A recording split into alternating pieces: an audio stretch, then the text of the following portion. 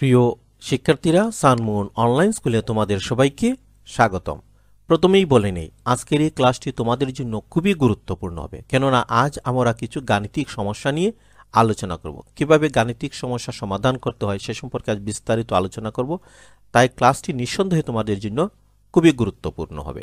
ছোট্ট বন্ধুরা, গত পর্বে আমরা আলোচনা করেছিলাম তোমাদের প্রাথমিক গণিত বইয়ের 30 পৃষ্ঠা নিয়ে।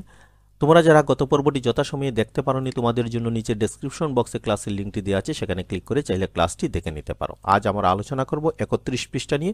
আমি আশা রাখবো পরবর্তী কয়েকটি মিনিট অত্যন্ত ধৈর্য ও মনোযোগের সহিত আমাদের সাথেই থাকবে। এবার ছোট্ট বন্ধুরা, তোমরা তোমাদের গণিত বইয়ের 31 পৃষ্ঠাটি খুলে নাও।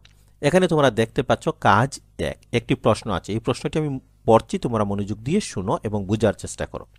একটি ট্রেনে 2450 জন যাত্রী আছেন। একটি স্টেশনে 842 জন যাত্রী নেমে গেলেন ও 798 জন নতুন যাত্রী উঠলেন। এখন ট্রেনটিতে মোট কতজন যাত্রী আছেন? ছোট্ট বন্ধুরা, এরকম গাণিতিক সমস্যা তোমরা প্রথমে 2 থেকে 3 বার ভালো করে পড়বে এবং বুঝবে। তারপর খুঁজে বের করবে এখানে কি বের করতে বলা হয়েছে। এই সমস্যাটি সমাধান করার জন্য তারপর দেখবে এখানে কি কি তথ্য দেয়া আছে। তারপর তোমরা চিন্তা করবে এখানে কোন প্রক্রিয়া ব্যবহার করে সমস্যাটি সমাধান করা যায়। তোমাদের বইয়ে রাজু বলছে যাত্রী নেমে যাওয়ায় বিয়োগ করতে হবে এবং যাত্রী ওঠায় যোগ করতে হবে। হ্যাঁ, যখন যাত্রী নেমে যাবে তখন কি যাত্রী সংখ্যা কমে যাবে, কমে গেলে কি হয়? বিয়োগ হয়। আবার যখন নতুন যাত্রী উঠে তখন কিন্তু যাত্রী সংখ্যা বৃদ্ধি পায়, বৃদ্ধি পেলে কি হয়? যোগ হয়। এবার আসো, এই সমস্যাটি আমরা সমাধান করব। এই সমস্যাটি আমরা কিভাবে সমাধান করব? গাণিতিক বাক্যের মাধ্যমে সমাধান করব। এবার আসো, এই সমস্যাটিকে আমরা গাণিতিক বাক্যের মাধ্যমে সাজিয়ে নিই। প্রথমে আমরা লিখব ট্রেনে মোট কতজন যাত্রী আছেন।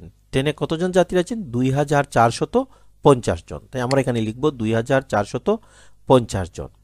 তারপর যাত্রী নেমে গেলেন। কতজন নেমে গেলেন? 842 জন। আমরা এখান থেকে বিয়োগ দিব 842। তারপর নতুন যাত্রী উঠলেন। কতজন নতুন যাত্রী উঠলেন? 798 জন।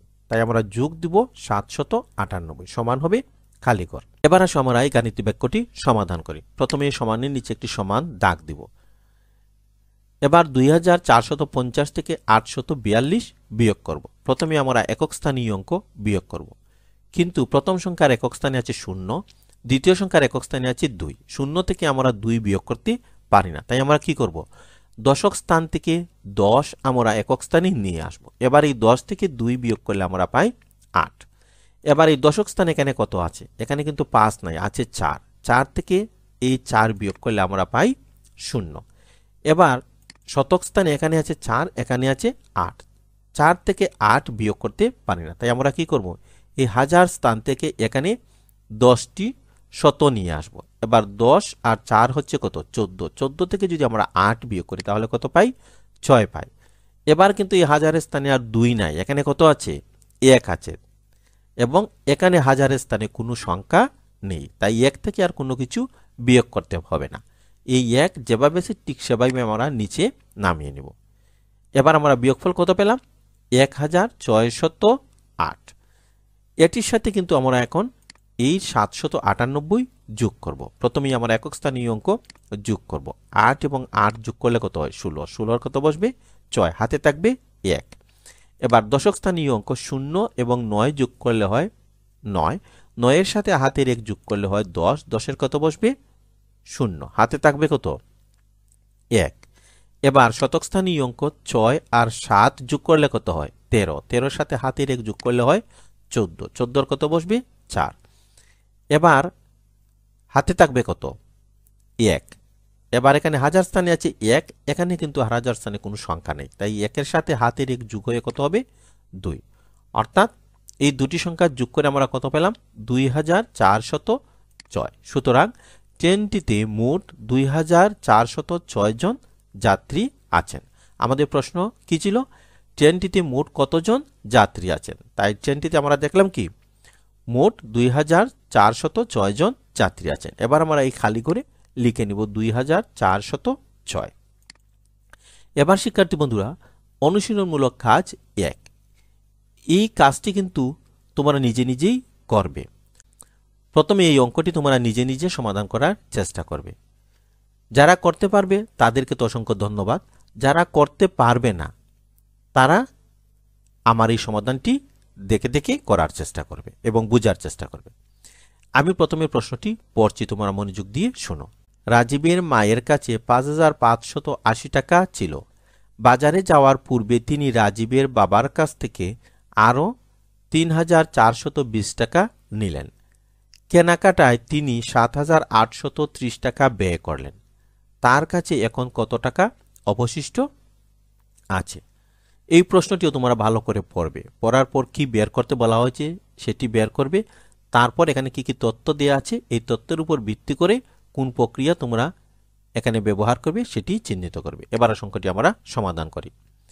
প্রথমে আমরা লিখব, পূর্বের অঙ্কটি আমরা গাণিতিক বাক্যের মাধ্যমে সমাধান করেছিলাম। এই অঙ্কটি একটি ভিন্ন পন্থায় আমরা সমাধান করব।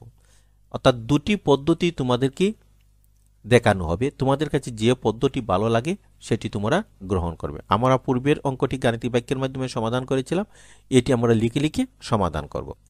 প্রথমে আমরা লিখব, রাজীবের মায়ের কাছে ছিল ৫,৫৮০ টাকা।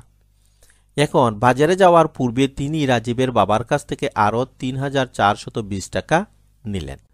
তিনি আরও নিলেন কত টাকা? ৩,৪২০ টাকা। যেহেতু তিনি নিয়েছেন, তার কাছে টাকার পরিমাণ বৃদ্ধি পেয়েছে। আর বৃদ্ধি পেলে কি করতে হয়? যোগ করতে হয়। এবার রাজীবের মায়ের কাছে কত টাকা হলো? আমরা এই দুটি সংখ্যা যোগ করলেই আমরা মোট টাকাটি পেয়ে যাব। এবার আসলে আমরা একক স্থানীয় অঙ্ক প্রথমে যোগ করব। এখানে আছে 0, এখানে আছে 0, 0 0 যোগ করলে হয় 0। 8 আর 2 যোগ করলে হয় 10, 10-এর 0 হাতে আছে 1। 5 আর 4 হচ্ছে 9, আর হাতের 1 10, 10-এর 0 হাতে আছে 1। 5 আর 3 হচ্ছে 8, আর হাতের 1 হচ্ছে 9। তা রাজীবের মায়ের কাছে এখন কত টাকা হলো? 9,000 টাকা। কেনাকাটায় তিনি ৭,৮৩০ টাকা ব্যয় করেন। তিনি ব্যয় করলেন কত?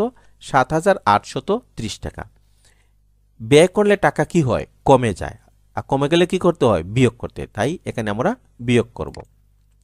এবার ব্যয় করার পর তার কাছে অবশিষ্ট আছে কত টাকা আছে? আমরা এই 9,000 থেকে ৭,৮৩০ টাকা বিয়োগ করব। প্রথমে আমরা একক স্থানীয় অঙ্ক বিয়োগ করব। 0 থেকে 0 বিয়োগ করলে কত হয়? 0। এবার দশক স্থানের অঙ্ক বিয়োগ করব। দশক স্থানে এখানে যে 0 নিচে আছে 3, আমরা 0 থেকে 3 বিয়োগ করতে পারি না। তাই আমরা কি করব? পাশের ঘরে যাব। কিন্তু এখানেও 0, তাই আমরা তার পাশের ঘরে যাব। পাশের ঘরে কত আছে এখন? 9। এই 9 থেকে আমরা 10 নিয়ে আসব এখানে। এই 10 থেকে আমরা দশকের ঘরে নিব 10। এখানে থাকবে 9, এখানে হবে 10। এই 10 থেকে 3 বিয়োগ করলে কত হয়? 7। এখানে আছে 9, 9 থেকে 8 বিয়োগ করলে 1।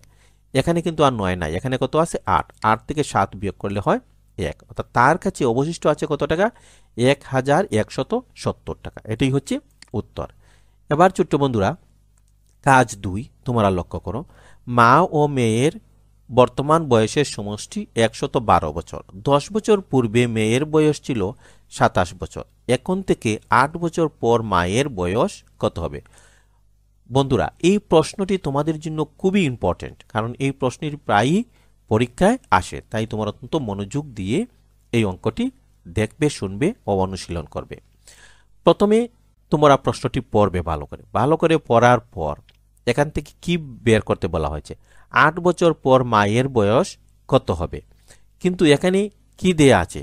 মা ও মেয়ের বর্তমান বয়সের সমষ্টি দেয়া আছে। তারপরে শর্তটি হচ্ছে 10 বছর পূর্বে মেয়ের বয়স 27 বছর ছিল। এখন মায়ের বয়স বের করতে হলে আমাদেরকে কি করতে হবে? এই মা ও মেয়ের বয়স থেকে মেয়ের বয়স বাদ দিতে হবে। মেয়ের বয়স বাদ দিলেই আমরা কি পাবো? মায়ের বয়স পাবো।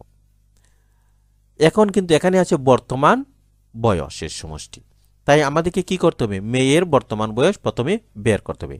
এই প্রশ্নটি সমাধান করার জন্য আমরা নিচের ধাপগুলো অবলম্বন করব। প্রথমত কি? মেয়ের বর্তমান বয়স কত সেটি বের করব। তারপর মায়ের বর্তমান বয়স কত সেটি বের করব। তারপর আমরা 8 বছর পর মায়ের বয়স কত হবে সেটি বের করব। এবার সংখ্যাটি আমরা সমাধান করি। প্রথমে আমরা লিখব 10 বছর পূর্বে মেয়ের বয়স ছিল 27 বছর। এটি কেন লিখব? আমরা প্রথমে মেয়ের বর্তমান বয়স বের করব। তাই এই লাইনটি আমরা দেখে দেখে লিখব। 10 বছর পূর্বে মেয়ের বয়স ছিল 27 বছর। তাহলে বর্তমানে মেয়ের বয়স কত হবে? 10 বছর পূর্বে যদি বয়স থাকে 27 বছর, তাহলে বর্তমানে তার আরও 10 বছর বেশি হবে। তাই আমরা কি করব, এই 27-এর সাথে 10 বছর যোগ দিব।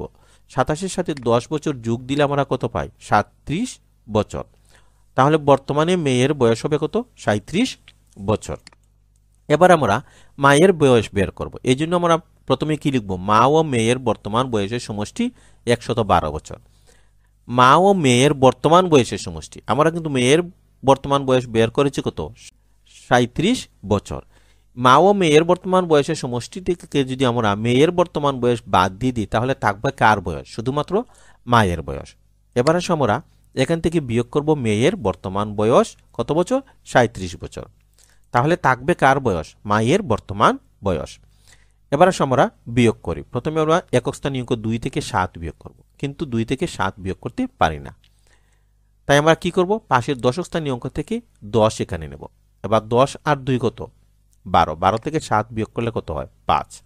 এখন দশক স্থানে কত আছে, 0। 0 থেকে আমরা 3 বিয়োগ করতে পারি না। পাশে আছে কত, 1। তাহলে কত হলো, 10। 10 থেকে 3 বিয়োগ করলে হয় 7। তাহলে মায়ের বর্তমান বয়স 75 বছর। আমরা কিন্তু মায়ের বর্তমান বয়স এখন পেয়ে গেলাম। এবার আমাদেরকে বের করতে হবে 8 বছর পর মায়ের বয়স কত হবে। তাই আমরা লিখব 8 বছর পর মায়ের বয়স হবে। মায়ের বর্তমান বয়স কত আছে, 75 বছর। এই 75-এর সাথে যদি আমরা 8 বছর যোগ করি তাহলেই তো আমরা 8 বছর পর মায়ের বয়স কত হবে সেটি পেয়ে যাব। তাই আমরা যোগ দিব 8 বছর। 75-এর সাথে যদি 8 যোগ করি তাহলে আমরা কত পাই, 83 বছর। অর্থাৎ 8 বছর পর মায়ের বয়স হবে 83 বছর। এটি হচ্ছে উত্তর। এই রকম অঙ্ক কিন্তু পরীক্ষায় প্রায়ই আসে। তাই এইভাবে ধাপে ধাপে যদি তোমরা অঙ্কটি সমাধান করো তাহলে খুব সহজেই সমাধান করতে পারবে। এবার আসো আগামী পর্বে আমরা দেখব 2.6 অনুশীলনী। এই পর্বটিও তোমাদের জন্য খুবই গুরুত্বপূর্ণ হবে, কারণ এখান থেকে পরীক্ষায় প্রশ্ন আসে। তাই আমি আশা রাখব আগামী পর্বটিও তোমরা যথাসময়ে আমাদের সাথে থাকবে। এবার আসো বাড়ির কাজ। আজ আমরা তোমাদের গণিত বইয়ের 31 পৃষ্ঠা নিয়ে আলোচনা করেছি। এই পৃষ্ঠাটি তোমাদের জন্য খুবই গুরুত্বপূর্ণ। আমি বারবার বলছি এখান থেকে পরীক্ষায় প্রশ্ন আসবে। তাই এই ক্লাসটি যদি তোমাদের বুঝতে অসুবিধা হয় তাহলে আমি বলবো 2 থেকে 3 বার এই ভিডিওটি একটু দেখে নিও এবং 3টি অঙ্ক অত্যন্ত মনোযোগ দিয়ে তোমরা 3, 4, 5 বার যতক্ষণ পর্যন্ত আয়ত্ত না হয় ততক্ষণ পর্যন্ত তোমরা অনুশীলন করবে। ফুল আয়ত্তে যখন চলে আসবে তখন তোমরা নিশ্চিন্ত হতে পারবে। এই পৃষ্ঠার অঙ্কটি যদি তোমরা ভালো করে বুঝে থাকো তাহলে পরবর্তীতে আমরা যে অঙ্কগুলো করব সেগুলো তোমরা খুব সহজে বুঝতে পারবে। ছোট্ট বন্ধুরা, আমাদের এই চ্যানেলে দ্বিতীয়, তৃতীয় ও পঞ্চম শ্রেণীর গণিত বিষয়ে পূর্ণ সমাধান আছে। তোমরা যারা দ্বিতীয়, তৃতীয়, পঞ্চম শ্রেণীতে পড়ো তোমাদেরকে বলবো তোমরা প্রথমে আমাদের এই চ্যানেলটি একটু ভিজিট করো। ভিজিট করার পর যদি তোমাদের কাছে মনে হয় এই চ্যানেলের ক্লাসগুলো তোমাদের জন্য উপকারী হবে তাহলে আমি বলবো চ্যানেলটি তোমরা সাবস্ক্রাইব করো এবং প্রতিটি ক্লাস অত্যন্ত ধৈর্য ও মনোযোগের সহিত একটি নির্দিষ্ট নিয়মে অনুশীলন করো। তাহলে তোমাদের আর গণিত বিষয়ে কোনো সমস্যা থাকবে না। ছোট্ট বন্ধুরা, তোমরা যদি আমাদের এই ক্লাসটি ফেসবুক পেজ থেকে দেখে থাকো তাহলে সানমুন অনলাইন স্কুল ফেসবুক পেজটি ফলো করে নিও। তোমরা যদি আমাদের এই ক্লাসটি ইউটিউব চ্যানেল থেকে দেখে থাকো তাহলে সানমুন অনলাইন স্কুল ইউটিউব চ্যানেলটি সাবস্ক্রাইব করে নিও। এতক্ষণ আমাদের সাথে ধৈর্য ধরে থাকার জন্য তোমাদের সবাইকে আন্তরিক ধন্যবাদ। ভালো থেকো, সুস্থ থেকো। পরবর্তী ক্লাসটি দেখার আমন্ত্রণ জানিয়ে এখানেই বিদায় নিচ্ছি।